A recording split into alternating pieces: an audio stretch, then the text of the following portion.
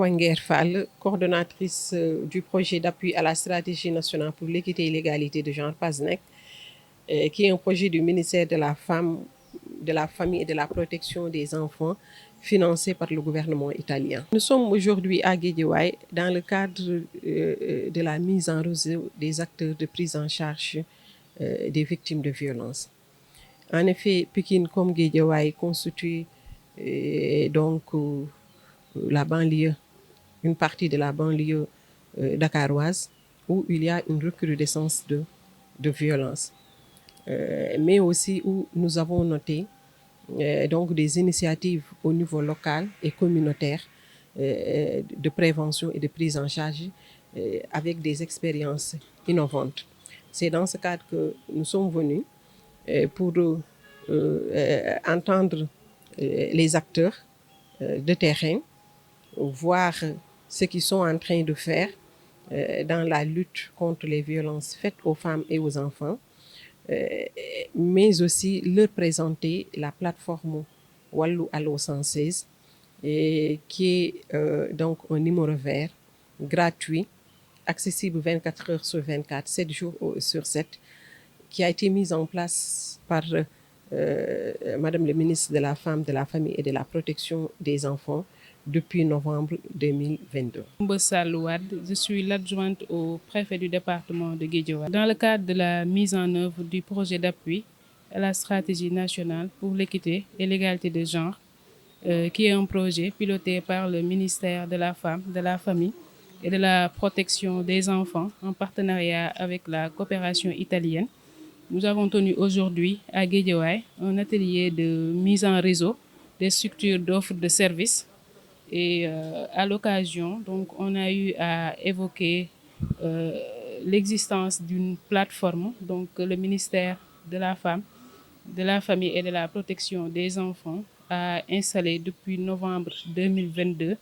en vue de lutter contre la prévention et en vue de lutter contre les violences basées sur le genre. Donc aujourd'hui, on a eu l'occasion de vulgariser cette plateforme très importante au niveau des acteurs communautaires et des services déconcentrés de l'État qui déjà interviennent dans le cadre de la prise en charge des violences basées sur le genre à travers les services dédiés comme l'AMO, comme l'action sociale, mais également la société civile avec les ONG comme Univers L, donc comme Eden, qui sont au niveau du département de Guédiawaye et qui interviennent dans la prise en charge des violences basées sur le genre. Donc aujourd'hui, on a eu l'occasion de regrouper l'ensemble des structures qui interviennent dans le département sur la lutte contre les violences basées sur le genre. Et c'est l'occasion aujourd'hui d'essayer de les regrouper pour harmoniser leurs interventions et les mettre en adéquation avec ce qui se fait au niveau central dans le cadre du projet PASNEC. Les résultats attendus, c'est d'abord que les acteurs se parlent entre eux parce qu'il y a beaucoup d'initiatives, beaucoup d'interventions. Il y a aussi au niveau local des mécanismes de coordination, mais on veut aller vers plus de coordination, plus de synergie dans les interventions. Mais aussi, c'est établir le dialogue avec la plateforme Allo 106, qui est une plateforme nationale, et voir les pistes de collaboration entre la plateforme Allo 116 et les dispositifs opérationnels. Parce que la plateforme, c'est simplement un numéro vert qui écoute, oriente et référence. Et le référencement, nous le faisons vers les dispositifs opérationnels au niveau départemental comme au niveau communautaire. Maintenant, nous avons besoin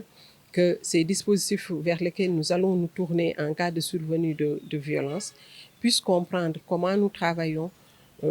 quelles sont les procédures auxquelles nous nous soumettons pour faciliter vraiment la fourniture de services aux victimes de violences. La mise en place de cette plateforme pourrait largement lutter à la violence, à l'existence donc des violences basées sur le genre. Nous savons tous que l'État du Sénégal a eu à faire beaucoup d'efforts dans ce sens, mais ces pratiques persistent toujours. Donc on voit aujourd'hui que les femmes et les filles vivent toujours donc des violences,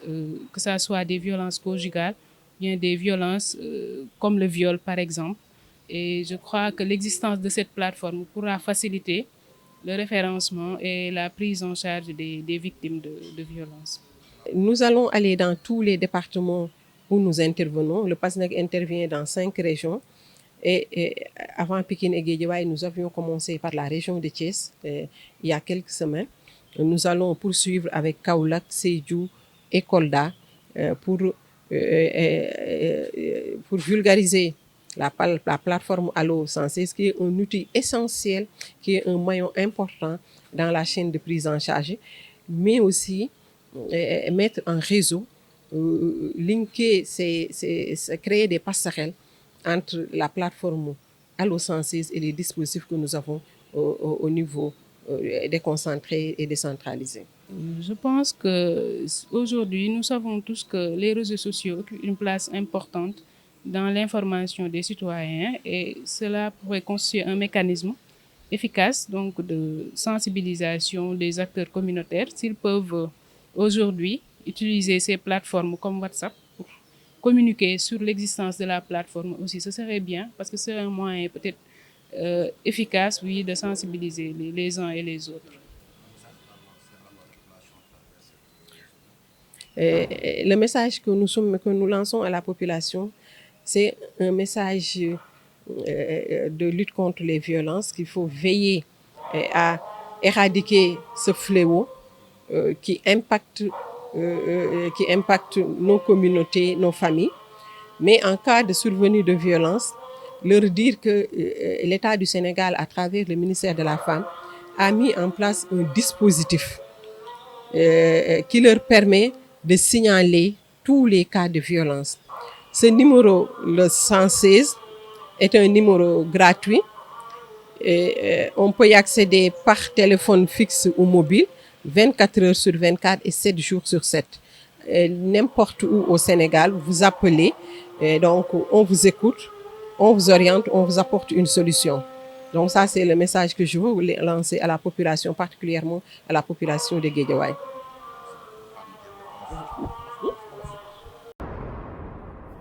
Awa Nguer Fall di coordonné projet bu ñuy wax PASNEC bu nekk ci ministère de la femme gouvernement Italie jàppale ci gouvernement du Sénégal. Comme ni nga ko waxee léegi ñi démb ñu ngi woon Pikine tey jii ñu ñëw Guédiawaye di xool ñi nga xam ne ñëpp dañuy yëngu ci xeex métital yu ñuy métital jigéen ñi ak xale yi ñu dajale leen fii ci ndigalu préfet ñu toog war waxtaane jumtukaay yu ñuy liggéeyee nan la ñuy liggéeyee ak résultat yu ñu am. Loolu ñu ñëwaale ñun PASNEC jóge ci ministère bi ñëw présenter leen lu ñuy wax plateforme Wallu Allo 116 bi nga xam ni madame le ministre moo ko fi installé depuis novembre le 25 novembre muy journée bi ñuy xeex métital yu ñuy métital jigéen yi. Muy nag numéro bi nga xam ni dafa doo ci fay dara mën nga ci woote fépp foo nekk ci Sénégal ci téléphone fixe walla téléphone portable bés bu nekk ak heure bu nekk boo ci wootee nag fekkee ni da nga dund métital walla nga fekkee ku koy dund walla nga gis ku koy dund da nga fay woote boo fa wootee dinañ la booleeg ñu ko saafara.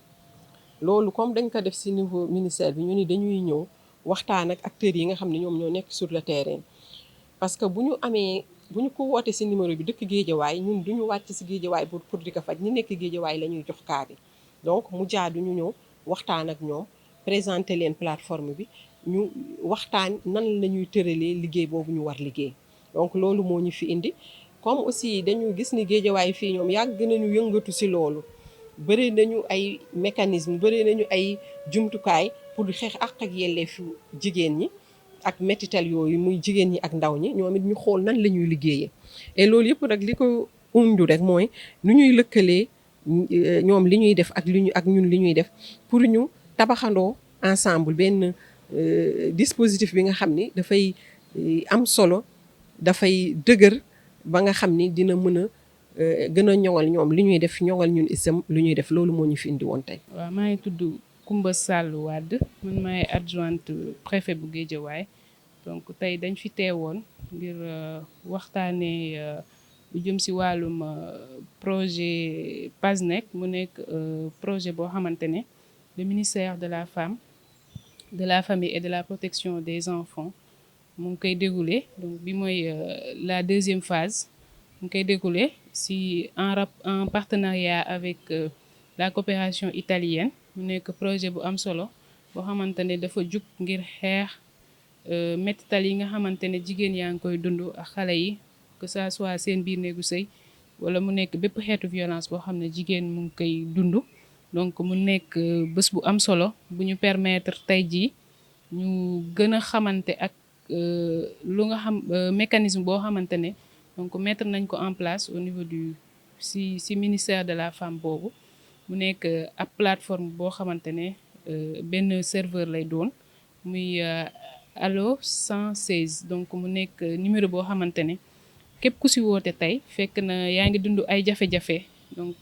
mën nga ko signaler foofu soo ko signaler dinañ la wan bu baax yoon bi nga mën a jaar ngir saafara ko donc mu nekk lu am solo loo xamante ne tey jii dañu suy profité waale rek ndaxte invité nañ service déconcentré wu état yi nekk ci département bi invité nañ également délégué de quartier yi acteurs communautaires yëpp délégué de quartier bàjjenu gox ak ndeyu daara donc ñu jàpp ne ñooñu noonu dañoo nekk ñoo xamante ne tey dinañu mën a jàppale bu baax ngir ñëpp jot ci plateforme boobu noonu ndaxte ñoom tey jàpp nañ ne ku ci nekk soo demee localité bi nga jugee sa gox bi nga jugee di nga jéem a xool nooy mën a tasee information bi ba ñëpp xam ne loolu kat ministère bi teg na ko fi ngir jàppale jigéen ñi mu nekk lu jigéen ñi ak xale yëpp mu nekk lu am solo bu baax a baax. waaw message bi ñuy lancé rek mooy ni communauté yi ñëpp xeex ak yelleefu jigéen ak xeex mettital jigéen ak xale ñëpp la war loolu nag communauté bi mooy nit ñi chef de quartier yi nitu diine yi ñun fonctionnaire yi société civile bi ñëpp la war bu ñu demee nag ba xeex boobu itam mënul nekk wala bu ñu ko xeexee te teewul am na ñu xam fan la ñuy jublu fan la ñuy jublu tey ji état bi dafa def numéro vert boobu à travers le ministère de la femme muy 116 bi nga xam ne ku si woote heure boo si wootee bis boo si wootee dinañ la wuyu te dinañ la jox solution si sa problème donc may ñaax population bi surtout waa Guédiawaye ñu bàyyi numéro boobu seen xel muy 116 116 ku si fekkee fu ñuy mettitale nit wala xale ku si ko wala ku koy dund rek mën nga dem foofu te sa sutura du xaaweeku parce que dafa anonyme kenn du xam ku woote mën nga fa wax sa soxla ñu fajal la ka te sa sutura du xaaweeku te kenn du la xamal dara